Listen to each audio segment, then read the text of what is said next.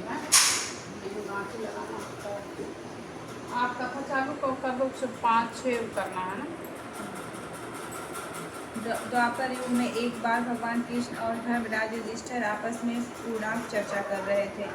तभी महाराज युधिष्ठिर ने पूछा है, हे भगवान, पुत्र से संबंधित समस्त मनोकामनाओं को पूर्ण करने वाला उत्तम व्रत कौन सा है?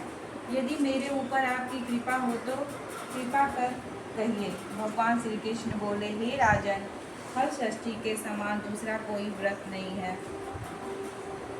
धर्मराज ने पूछा कि हे महाराज, यह व्रत कब और कैसे प्रकट हुआ? तब श्री कृष्ण जी बोले कि हे राजन, इस व्रत का आरंभ हमारी माता देवकी से हुआ। जब हमारे माता पिता के 6 पुत्रों को कंस ने मार डाला था, तब माता देवकी एक दिन अत्यंत उदास होकर बैठी हुई थी। उसी समय नारद जी वहां उपस्थित हुए और माता देवकी से उनकी उदासी का कारण पूछा। तब माता देवी ने नारद जी को अपने पुत्रों के नष्ट होने की बात बताई। श्री नारद जी ने कहा कि बेटी, उदास मत हो, हर षष्ठी महारानी का व्रत करो। देवकी ने व्रत की महिमा पूछी तो नारद जी ने एक प्राचीन इतिहास सुनाया। नारद जी बोले, आर्यव्रत में एक महान प्रतापी राजा हुए जिनका नाम चंद्रव्रत था। उनको एक ही पुत्र था। ना राजा चंद्रव्रत ने एक तालाब खुदवाया, परंतु उसमें जल न रहे, सब सूख जाए। राहगीर तालाब को सूखा देखकर राजा को गाली देकर वापस हो जाते हैं। राजा सुनकर अत्यंत दुखी हुए और कहने लगे, मेरा तो धन और धर्म दोनों ही नष्ट हो गए। एक रात राजा को देव ने स्वप्न में दर्शन दिया और कहा कि हे राजन, अपने पुत्र की बलि दोगे तो तालाब में पानी आ जाएगा। राजा ने मंत्री व सभासदों को रात्रि का स्वप्न सुनाया और कहा कि तालाब में पानी रहे या न रहे, पर मैं अपने इकलौते पुत्र की बलि नहीं दूंगा।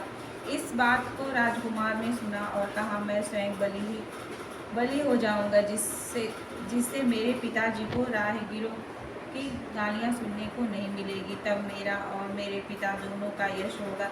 ऐसा कहकर उसने तालाब की परिक्रमा की और बीच में जाकर बैठ गया। क्षण भर में तालाब भर गया, कमल खिल गए और जल जंतु बोलने लगे। इस बात को सुनकर राजा बहुत दुखी हुए और वन को चले गए। वन में राजा ने देखा 5 स्त्रियां हर षष्ठी व्रत की पूजा कर रही थी। राजा के पूछने पर उन्होंने व्रत का महात्म्य और विधान बतला दिया। राजा ने राजमहल लौटकर रानी से इस व्रत की पूजा करने को कहा। रानी ने उसी दिन व्रत किया और हर षष्ठी महारानी की पूजा की। पूजा के प्रभाव से राजा का लड़का तालाब से निकलकर खेलने लगा। राजा रानी ने जब समाचार सुने तब बड़े प्रसन्न हुए और लड़के को अपने घर ले आए। तब से प्रतिवर्ष रानी हर षष्ठी व्रत करने लगी। जय हो छठी मैया। जय हो छठी मैया की जय। नारद जी दूसरी कथा कहने लगे कि हे देवकी, अवंतिका नगरी में संपत लाल नामक व्यक्ति रहता था। उसकी 2 स्त्रियां थी, रेवती एवं मानवती। इस तरह दोनों पति के साथ आनंद पूर्वक रहती थी। भाग्य से रेवती को कोई संतान नहीं हुई, परंतु मानवती ने 2 पुत्रों को जन्म दिया। अब तो सौत के बच्चे को देखकर रेवती के मन में ईर्ष्या की भावना बढ़ने लगी। रेवती एक दिन मानवती से छल पूर्वक बोली कि हे बहन, तुम्हारे पिताजी बहुत बीमार है और तुम्हें देखने को बुलाए हैं। मुझे इस प्रकार एक राहगीर ने सूचना दी है। मानवती पिता को अस्वस्थ सुनकर दुखी हुई और अपने पुत्रों को रेवती को सौंपते हुए कहा, बहन, मैं अपने पिताजी को देख कर आती हूँ, तब तुम मेरे पुत्रों का ध्यान रखना। ऐसा कहकर वह चली गई। इधर रेवती ने अपनी चाल में सफलता पाते हुए देखकर दोनों बच्चों को मार कर फेंक दिया। उधर मानवती अपने पिताजी को स्वस्थ देखकर चकित रह गई। पिताजी के पूछने पर रेवती की बात सुनाई और कहा कि मैं अब अपने घर जाती हूँ। तब माता ने कहा, पुत्री, आज हर षष्ठी का व्रत है, इसलिए मत जा। मानवती ने माता की आज्ञा मानकर श्रद्धा से पूजा और प्रार्थना की थी। हे षष्ठी देवी, मेरे दोनों बच्चों के ऊपर कोई आपत्ति न आया, उनकी सहायता करने उन्हें दीर्घ आयु करना। और दूसरे दिन पिता की आज्ञा से अपने घर के लिए चली।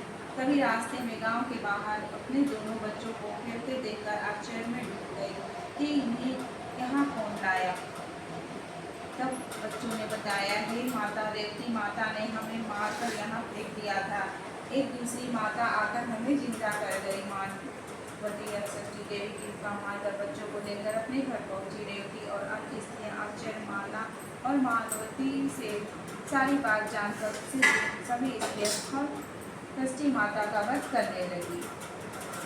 बोलो छठी मैया की जय। बंद कर दूं? बंद करके चालू करना। नारद जी कहते हैं कि